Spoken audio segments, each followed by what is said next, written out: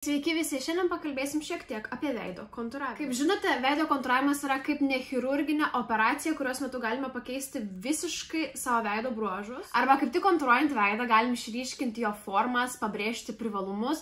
Todėl jokios makiažo rutinos neįsivaizduoja be šio žingsnio, nes man atrodo, kad jis yra tiesiog privalomas. Norimų rezultatų pasiekti mums reikia naudoti dvi priemonės. Tai yra tamsios spalvos, tamsaus atspalvio kažkokia priemonė ir šviesaus. Galite panaudoti stiką, kreminį produktą, maskuoklį, tamsią pudrą, birę pudrą, kompaktinę pudrą. Parduotuvėse yra begalės pasirinkimų, bet aš esu atsirinkus kelias priemonės, su kuriamis šiandien viską jums parodysiu. Esu paruošus savo veidą su kremu, primeriu ir makiažo pagrindu. Na, ir aš nusipiešiau antakius, kad nebūčiau visiškai be veido, bet kol kas visiškai nieko neužsifiksavau. Kodėl aš tai padariau? Dėl to, kad pusę veido darysiu su kreminiais produktais, pusę veido su sausais. Bet to noriu akcentuoti vieną dalyką, kad ką aš jums dabar rodysiu, jūs galite viską daryti atskirai žingsniais, atskirą kontūravimą, šviesinimą ir panašiai, atskirai priemonės naudoti, nes aš šiandien viską kombinuosiu. Vieną veidą padarysiu šviesinimą, tamsinimą ir su skaistalais su kreminiam priemonėm ir kitą viską su sausais. Tai sakau, nepamirškit, kad galite viską ir atskirai. Tai kaip ir minėjau pradžioje, mums reikia šviesios ir tamsios priemonės, tai ką aš dabar ir turiu pas save, tai yra NYX maskuoklis, su kuriuo aš atliksiu savo veido šviesinimą. Kadangi jis neturi aplikatorius, yra spaudžiamas, tai panaudosiu teptuką ir viską išsiretušuosiu. Pagrinde šviesinimas yra daromas vidurinėje veido dalyje. Tai reiškia, kad mes pagrinde viską čia šviesinam. Tai kaktą, nosis, smakrą ir aplink akis. Maskuoklį per daug prie akių neprisidedu, tiesiog palei nosį ir šiek tiek ant smakro, galiu virš lūpos ir labai minimaliai nosį pašviesinsiu. Šitaip aš atlieku savo veido modeliavimą su kreminiam priemonėm. Šiaip aš galiu pasakyti, kad aš labiausiai mėgstu kreminius produktus, bet su jais reikia prestižiškiau dirbti, bet man asmeniškai rezultatas yra žymiai gražesnis. Tai va, viską dabar išsiblendinu. Sausą pasišviesinimą aš atlikčiau vėliau, bet dabar noriu jums parodyti, kuo skiriasi rezultatas, tai tam naudosiu NYXo kompaktinę pudrą, su kuria tiesiog irgi tose pačiose vietose atliksiu minimalų pasišviesinimą. Naudoju plokščią teptuką, nes jisai paima daugiau priemonės ir matysis labiau rezultatas. Irgi šviesinu toje pačioje vietoje, to zoną, smakrą šiek tiek. Tai pasišviesinimu mes naudojam tonų arba 2 tonais šviesesnės priemonės negu jūsų veido odos spalva. Tai čia, kaip ir minėjau, prieš tai buvo maskuoklis. Ir kompaktinė pudra irgi turi rinktis tiesiog šviesesnė, bet kaip matot, kad kompaktinė pudra padaro labai tokį mažą pasišviesinimą, nėra toks intensyvus kaip su maskuokliu. Bet to pamiršau paminėti vieną dalyką.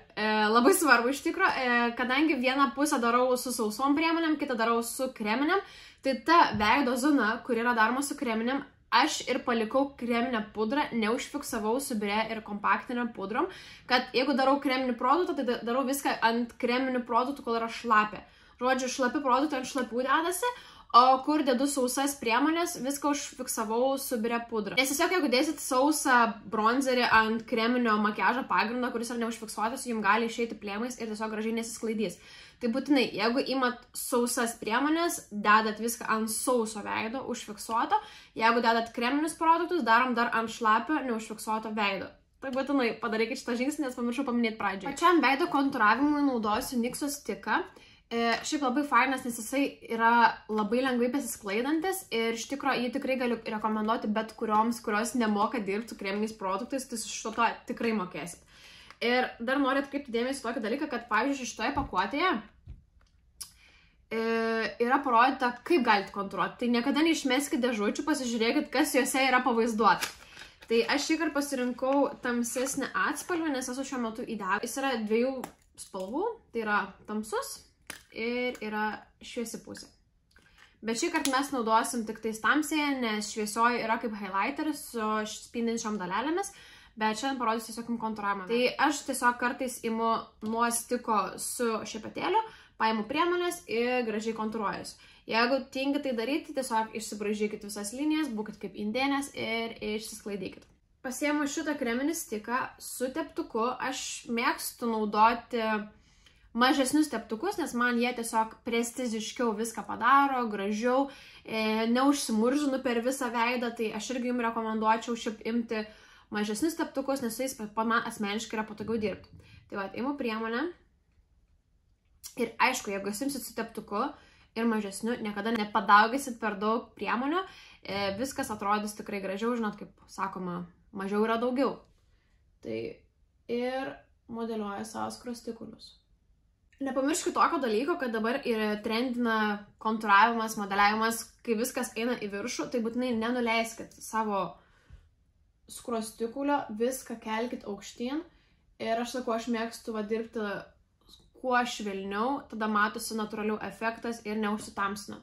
Jūs jau geriau pasitamsisit vėliau, bet pradžiai tiesiog švelniai viską pasidarom. Kaip aš darau su teptuku, viskas labai darosi natūraliai. Dabar galiu pabandyti pabraižyti ant veido. Ir aš jau sklaidimui naudosiu Beauty Blenderį. Ir irgi viską galite ištapšnoti.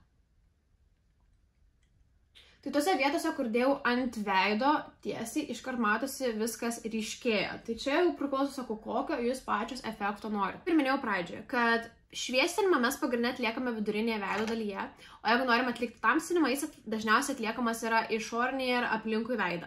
Tai mes ką pasidarėm? Dabar pasidarėm tik vieną skruostikulį, žiūrim į savo veidą ir matom, jeigu mes turim aukštą kaktą, ką aš, pavyzdžiui, turiu, mes galim ją mažinti. Lygiai taip pat, jeigu norim turėti išraiškingesnį žandikulį, mes ir galime pasiriškinti, jeigu norim susiaurinti nosį, mes ją susiaurinam. Tai aš dabar parodžiau būdą, kaip aš dirbu su kreminiu produktu, bet dabar tiesiog pasibraižysiu dar vietas, kad parodyčiau, kur aš dar atlieku tą modeliavimą. Tai kadangi pas mane kakta yra aukštesnė, aš mėgstu ją pasitamsinti, tai reiškia dar ją pasisiaurinti ir aš tamsinimą darau šitoje vietoje.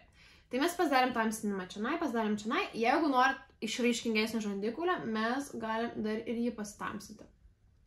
Tai va taip atliekam veido modeliavimą. Jeigu turit per plačią nosį, norit ją susisiaurinti, tai aš dažniausiai siaurinu va šitą vietą.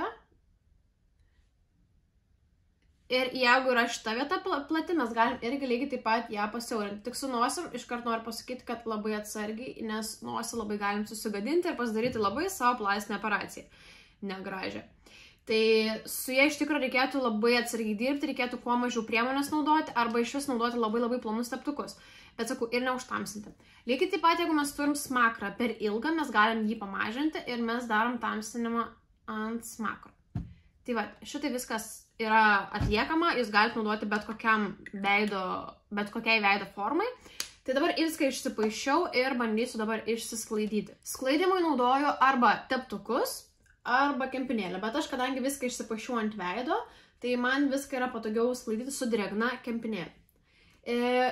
Kai tamsinat kaktą, nepamirškit visko įvesti į plaukų augimo liniją, kad paskui neatrodytų kaukės efektas, kas dažnai būna ir labai negražiai atrodo. Ir nosį išsisklaidau. Pasidariau pusę veido labai natūraliai su šituo kreminiu NYXo stiku. Ir, aš sakau, aš asmeniškai labiausiai mėgstu tokius kontūravimus, dabar viską eisiu pakartoti su sausom priemonėm. Kitai sausai pusiai renkuosi NYXo bronzerį. Lygiai taip pat galite bronzerį rinkti su švytinčiom dalelėm, bet aš dabar padarysiu modeliavimą su matiniu ir tiesiog ant viršaus užsidėsiu dar blizgios priemonės. Tai visą kontūravimą atlieku lygiai taip pat. Galiu panaudoti net tą patį teptuką. Aš kai darau kontūravimą, aš viską mėgstu daryti tokiu šluotelės principu. Tiesiog kaip šluoju nuo veido. Nedarykit tos žuvytės, nes daugelis žinau, kad mėgsta tą padaryti variantą. Nes jūs automatiškai, kai padaro tą žuvytę, jūsų skruostikuliai nusileidžia žemyn ir jūs visą modeliavimą daro to taip žemyn. Ir mes iškraipom savo veidą ir nepadarot jo gražesnio ar ten kažkokią neišryškinant savo privalumų. Nepriartinkit per daug prie nosies, turėtų būti bent jau 2 pirštai nuo nosies, nes mes darom tą šviesinimą specialiai šitoje vietoje. Tai reiškia, kad mes jau nebeturim užeiti su bronzeriu, kur mes darom šviesinimą. Tai pasikontūruojam šitas vietas. Tamsinimo lygiai taip pat ir kaktoje darau. Tuose pačiose vietose viską padarysiu. Sau kasdieniam naudojimui tikrai rekomenduoju rinkti sausas priemonės, nes tiesiog yra mažiau darbo. Bet jeigu mokat dirbti, mokat kruopščiau dirbti, ten blendinti ir taip toliau, jau esate įgudusios, tai tikrai aš jums rekomenduoju rinktis kreminės priemonės, nes man asmeniškai jos tikrai yra gražiau viską padaro, natūraliau, efektas gražesnis, o o iš vis, jeigu norit to tokio jau pačią geriausią efektą, kuris geriausiai išsilaikytų, tai yra kombinuota visa technika. Tai reiškia, kad mes viską padarom su kreminėm ir dar tose pačiose vietose užsifiksuojam viską su sausom priemonėm.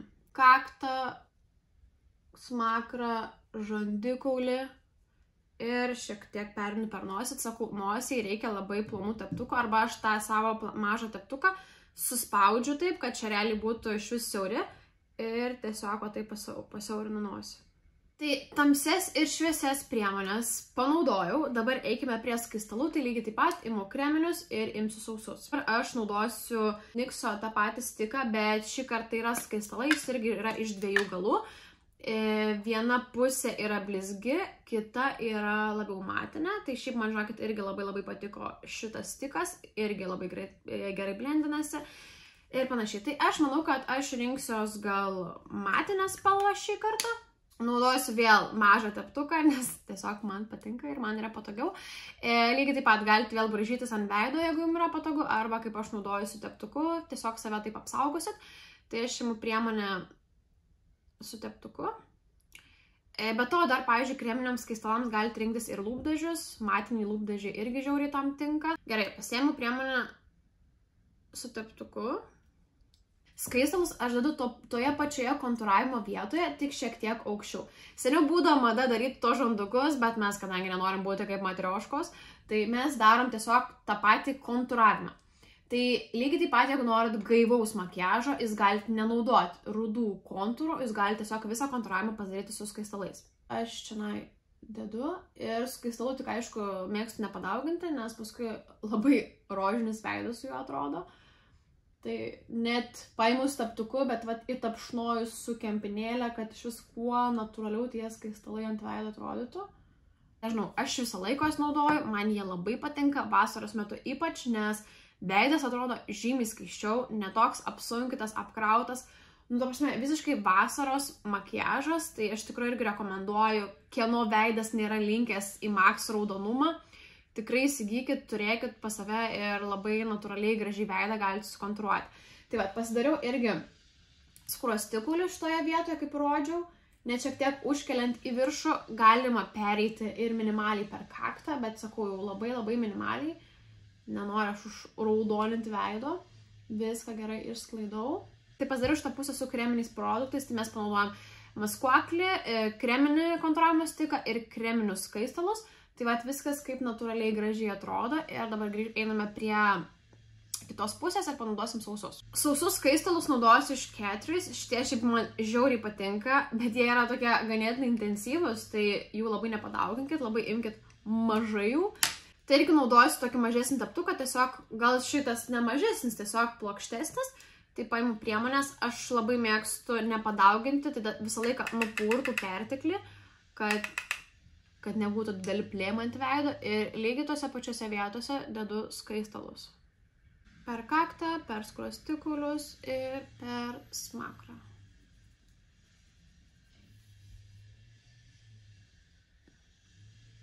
Na tai ką, tikiuosi patiko, buvo naudinga ir iki sekančio.